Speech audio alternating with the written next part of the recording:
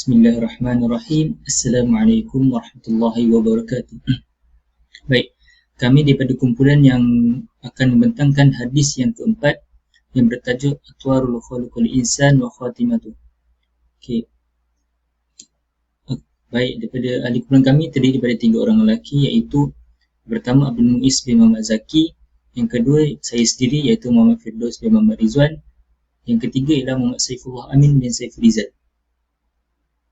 Okey, antara kandungan yang akan kami bentangkan dalam pembentangan kami adalah pertama pembacaan hadis dan penerangannya, yang kedua contoh berkaitan dengan isu semasa yang berkaitan dengan hadis, dan yang ketiga ialah dalil yang berkaitan dan kesimpulan tentang hadis tersebut. Bismillahirrahmanirrahim. Assalamualaikum warahmatullahi wabarakatuh. Nama Muhammad Saifullah Amin bin Saiful Rizal dari kelas Musa 2A akan menerangkan tentang hadis yang keempat serta penerangan hadis.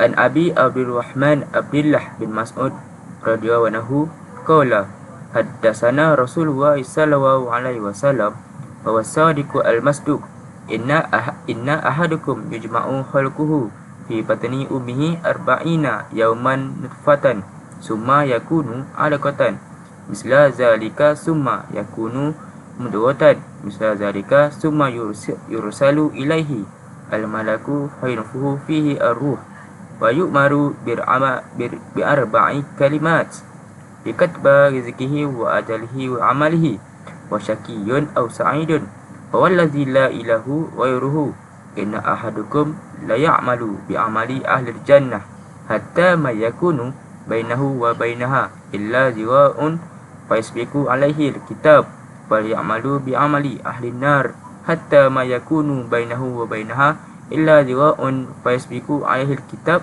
wal ya'malu bi amali aljannati fayadkhulaha.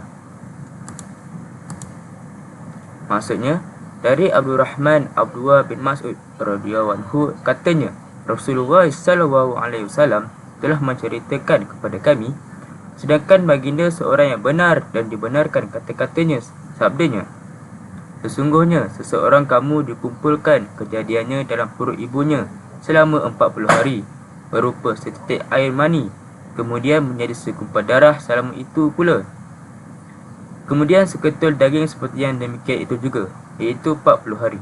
Kemudian diutuskan kepadanya malaikat, lalu ditiupkan roh kepadanya dan diperintahkan menulis 4 perkara, iaitu rezekinya, ajalnya, amalannya, celaka dan bahagianya. Maka demi Allah yang tiada Tuhan selain daripadanya, sesungguhnya seseorang kamu itu tetap akan beramal dengan amalan ahli syurga, sehinggalah di antaranya dengan syurga itu jaraknya semua sehasta sahaja. Tiba-tiba dia telah didahului oleh tulisannya, yakni suratan takdir, sehingga dia beramal dengan amalan ahli neraka, maka masuklah ia ke dalam neraka. Dan sesungguhnya seseorang kamu tetap akan beramal dengan amalan ahli neraka, sehinggalah di antara dirinya dengan neraka cuma sehasta sahaja. Tiba-tiba dia telah didahului oleh tulisannya, sehingga dia beramal dengan amalan ahli syurga, maka akhirnya masuklah dia ke dalam syurga. Seterusnya, penerangan hadis. Hadis ini merupakan hadis yang keempat daripada buku hadis Arba'in, iaitu hadis 40 karangan Imam Nawawi, dan ia menceritakan tentang peringkat kejadian manusia, ketentuan dan kesudahannya. Ia membuktikan kekuasaan Allah dalam mencipta manusia dari permulaan kejadian, cara pembentukan manusia secara berperingkat-peringkat, amal yang dilakukan dalam masa hidupnya dan akhir hidupnya, dan juga tempat yang akan didiaminya kelak. Penciptaan manusia bermula daripada air mani selama 40 hari, darah 40 hari, dan kemudian segumpal daging selama 40 hari juga. Daripada daging yang kecil inilah ianya akan berubah menjadi manusia. Seterusnya, ada malaikat khusus yang memantau keadaan, pergerakan dan perubahan air mani itu, iaitu malaikat penjaga rahim.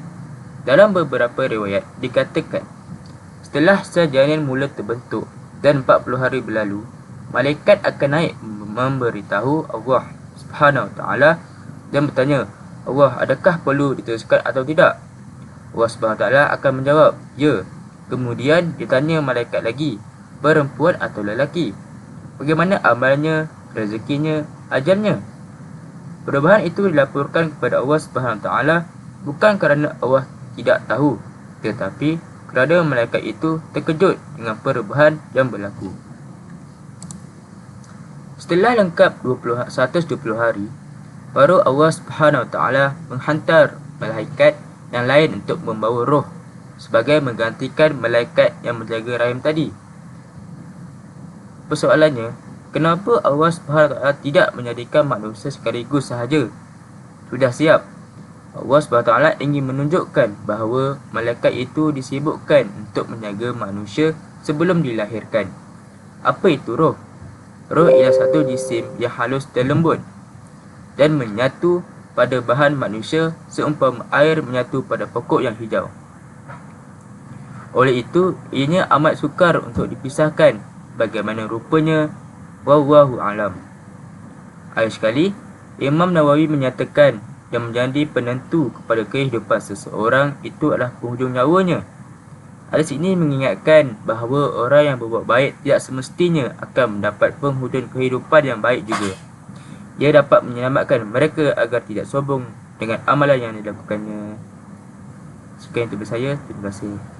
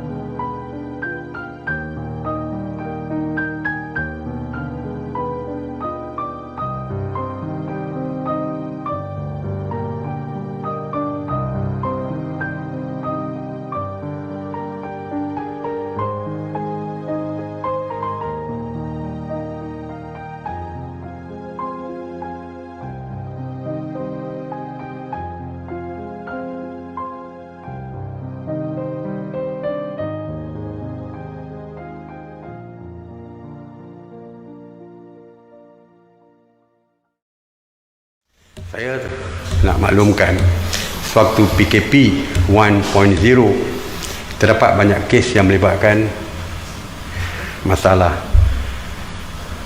mental, masalah mental. Kes bunuh diri juga banyak berlaku. Cuma kita tidak hebohkan perkara ini.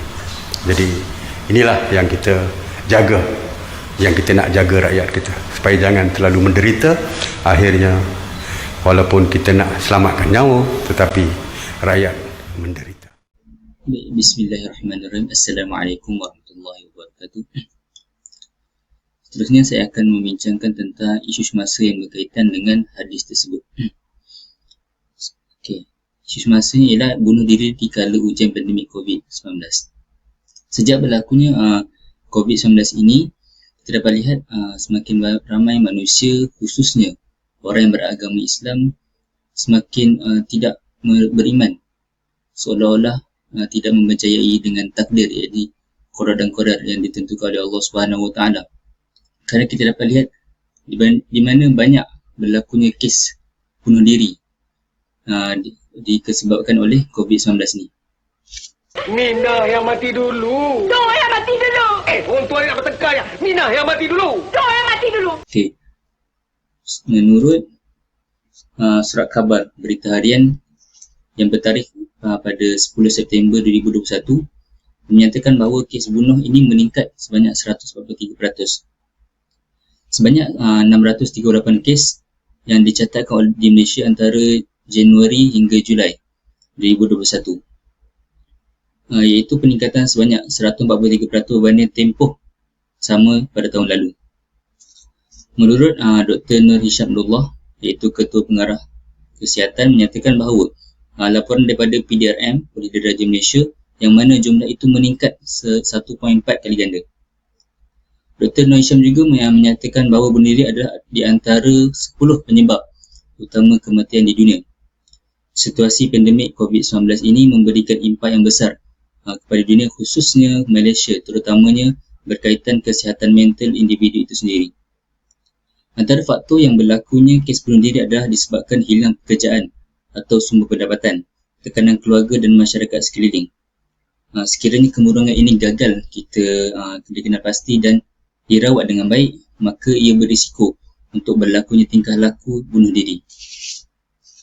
Oleh itu, kita sebagai orang Islam sewajibnya beriman kepada Allah Subhanahu Wa Taala dan redha dengan segala ketentuan sama ada baik ataupun buruk yang telah ditetapkan seperti mana yang terkandung dalam rukun iman. Setiap ujian yang Allah Subhanahu Wa Taala berikan, sewajarnya kita melaluinya dengan ketabahan dan bukannya dengan mengkritik apatah lagi mengeluh. Apa yang kita perlu lakukan adalah terus berdoa dan yakin dengan ketentuan Allah Subhanahu Wa Taala yang Maha Pencipta, yang telah menetapkan segala apa yang berlaku di atas muka bumi ini. Sesungguhnya percaya kepada qadar dan qadar Allah Subhanahu Wa Taala itu ialah merupakan salah satu daripada rukun iman. Ujian dan wabak COVID-19 ini diturunkan oleh Allah Subhanahu Wa Taala, seharusnya disebut sebagai tidak disebut sebagai bala, bahkan ialah ujian yang besar daripada Allah Subhanahu Wa Taala, supaya kita sebagai manusia lebih berfikir tentang kekuasaan Allah Subhanahu Wa Taala. Sekian, terima kasih.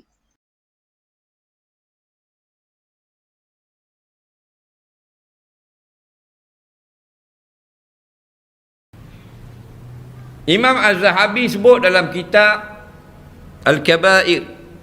Syekh Ibn Hajar Al-Haisami sebut dalam kitab Az-Zawajir. Satu hadis Nabi menyebut bahawasanya orang yang mati dengan cara terjun dari atas bukit. Nabi kata orang tu dia naik atas bukit atau gunung tempat tinggi, dia terjun, mati. Faham? Yang kedua, orang tu dia ambil besi yang tajam, Nabi kata dia pun tikam perut dia, mati. Dan yang ketiga, orang tu dia ambil gelas yang ada racun, dia pun minum, mati. Maka ketiga orang ini akhirat kat gini, seksa dia, kalau jenis terjun tu dia akan terjun berulang-ulang kali. Dia akan naik satu tempat di tinggi dalam neraka, dia terjun, bergolek-golek, pecah habis kepala, menjerit kesakitan, Kemudian bersambung-sambung balik, kepala dia jadi molek mula, naik, terjun balik. Beribu-ribu tahun. Hak tahun ni sekali je. Hak tikang tu berkali-kali. Tikang tapi lagi menolong tapi mengawal panggil mak ayah. Sakit tikang luka. Maka dia tikang berkali-kali tidak ada mati lagi. Tu orang bunuh diri.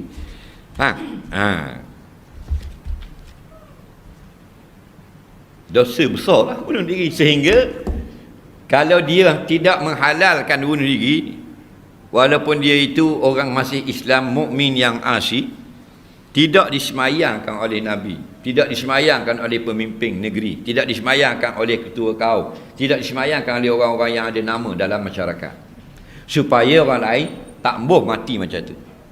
Faham lagi? Orang kampung yang mayang, orang soleh tak mayang, tok guru tak semayang. Faham lagi?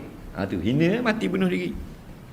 Dan setengah ulama fiqh sebut harus diletak kawasan yang asing dalam perkuburan orang Islam, pagar suku, mati bunuh diri sini, tak campur dengan orang ramai. Tu. Bismillahirrahmanirrahim. Assalamualaikum warahmatullahi wabarakatuh. Allahumma salli ala sayyidina Muhammad nabiyil ummi wa ala alihi wa sahbihi wasallam. Saya Abdul Muiz bin Muhammad Zaki akan menerangkan berkaitan dalil yang ada kaitan dengan hadis yang keempat ini, iaitu dalil yang pertama daripada Al-Quran pada surah Al-Qamar ayat 49.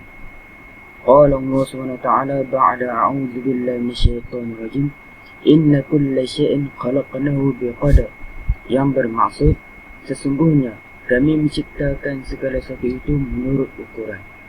Ayat ini nak menerangkan kepada kita bahawa penciptaan Allah SWT itu merangkumi seluruh alam semesta, dan segala penciptaan itu ditentukan berdasarkan kehendak Allah SWT yang telah ditetapkan oleh Allah SWT melalui penanya yang telah ditulis di Lauh Mahfuz lagi. Iaitu seterusnya kita pergi kepada dalil yang kedua daripada surah Al-Mursalat, potongan daripada ayat 22 sehinggalah ayat 23, iaitu qala Allah Subhanahu wa ta'ala ba'da a'udzu billahi minasyaitonir rajim ila qadarin ma'lumin faqadarna fa ni'mal qadirun, yang bermaksud sampai waktu yang ditentukan lalu kami tentukan bentuknya, maka kamilah sebaik-baik yang menentukan. Iaitu ayat ini ada menceritakan tentang penciptaan makhluk daripada air mani sehinggalah terbentuknya satu tubuh jasad yang sempurna. Ayat ini juga nak menerangkan kepada kita bahawa segala sesuatu itu Allah dah tentukan, dan Allah lah yang mengatur janin yang berada dalam rahim tersebut, dan Allah lah yang mengubah daripada air mani sehinggalah terbentuk satu jasad. Lalu setelah terbentuk satu jasad, ditiupkan roh ke dalam tubuh tersebut sehinggalah terbentuk hidupnya jasad tersebut dengan kehidupan yang sempurna. Okey, kita teruskan dengan dalil yang ketiga, iaitu daripada surah Al-Furqan ayat kedua. Qala Allah Subhanahu wa ta'ala ba'da a'udzu billahi minasyaitonir rajim wa khalaqa kulla syai'in faqaddarahu taqdira, yang bermaksud dan dia telah menciptakan segala sesuatu itu, dan Allah lah yang menetapkan ukuran-ukurannya dengan serapi-rapinya. Ayat ini nak menerangkan kepada kita bahawa Allah lah yang mengatur sendiri penciptaan alam ini. Allah lah yang maha mengatur, dan semua yang ada di dalam alam ini adalah milik Allah SWT. Kita sebagai hamba hanyalah menyembah kepadanya dan sentiasa perlukan dan mengharapkan rahmat daripada Allah SWT, baik daripada alam langit ataupun alam darat ataupun alam bumi ini, sama ada daripada manusia ataupun haiwan, tumbuh-tumbuhan, semuanya adalah ciptaan daripada Allah SWT. Dan semua ini, segala sesuatu ini yang diciptakan Allah diberikan kelengkapan dan persiapan-persiapan sesuai dengan naluri ataupun sifat-sifat penciptaan tersebut. Semuanya ada fungsi masing-masing. Okey, jadi kita teruskan pada dalil yang terakhir, iaitu daripada surah Al-A'la ayat yang ketiga. Qala Allah Subhanahu wa ta'ala ba'da a'udzu billahi minasyaitonir rajim walladzi qaddara fahada, yang bermaksud dan yang menentukan kadar masing-masing, dan Allah lah yang memberi petunjuk. Ayat ini nak menerangkan kepada kita bahawa Allah yang menentukan apa yang dikehendaki oleh Allah SWT, dan Allah lah yang memberi petunjuk kepada apa yang telah ditentukan oleh Allah SWT, sama ada berupa amal kebaikan ataupun amal keburukan. Semoga Allah memberi taufik dan hidayah kepada kita semua untuk bisa melaksanakan kebaikan dan meninggalkan segala keburukan, insya-Allah. Allahumma amin. Sebagai kesimpulan, sebagai hamba Allah SWT, kita mestilah bersifat taslim, menerima apa saja yang ditentukan oleh Allah SWT terhadap kita, bukannya menjadi hamba yang bersifat tuan, yakni yang suka meminta-minta terhadap apa yang kita hendakkan. Sebagai hamba juga, kita perlulah menerima apa saja yang disuruh dan diperintahkan oleh Allah SWT, dan apa saja yang dilarang itu kita tinggalkan. Dasarkan apa daripada kalam seorang Sri Kandi, iaitu Sayyidah Rabi'atul Adawiyah, pernah berkata dan memohon kepada Allah Ta'ala, Ya Allah, jika aku menyembah Engkau kerana aku inginkan syurga, janganlah masukkan aku ke dalam syurga. Jika aku menyembah Engkau kerana aku takutkan neraka, campakkanlah aku ke dalam neraka. Jadikan aku menyembah Engkau kerana Engkau yang layak disembah. Itulah hakikat sebenar seorang hamba. Inilah hakikat sebenar seorang hamba yang sentiasa melakukan ibadah itu hanyalah semata-mata hendakkan redha Allah, bukan semata-mata hendakkan balasan daripada Allah Taala.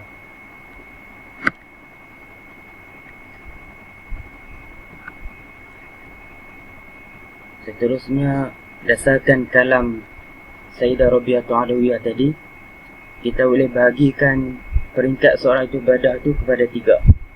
Yang pertama, ibadah orang yang merdeka, yakni ibadah orang yang tak mengharapkan syurga atau takutkan neraka.